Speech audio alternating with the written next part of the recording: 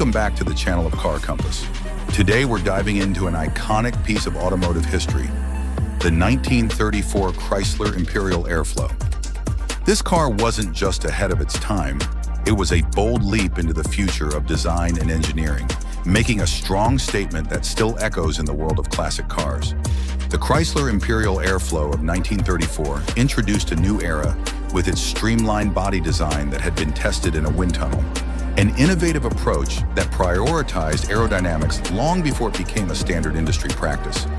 With a look that broke away from the boxy shapes of the early 20th century, the Airflow featured smooth curves, an integrated grille that flowed into the hood, and fenders that blended seamlessly with the body. It was unlike anything else on the road at the time. Under the hood, the 1934 Imperial Airflow came equipped with a powerful inline 8-cylinder engine capable of producing around 130 horsepower. This was impressive for the time and gave the car a top speed of approximately 95 miles per hour. The car also boasted a revolutionary unibody construction, which made it more rigid, durable, and safer than the traditional body-on-frame designs.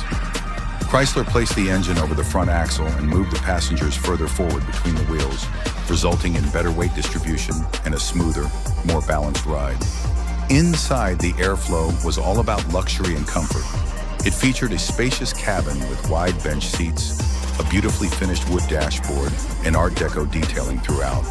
The attention to detail was second to none, with everything from the analog gauges to the chrome accents designed to give passengers a sense of elegance and modernity. The ride quality was exceptionally smooth thanks to innovations in suspension and chassis design. Despite its groundbreaking engineering and stylish design, the Airflow struggled in the marketplace. The car was simply too different for many consumers in the 1930s who weren't ready for such a radical departure from traditional styling. It was also released during the Great Depression, which didn't help its chances. Sales were slow, and production numbers remained low compared to more conventional models of the era.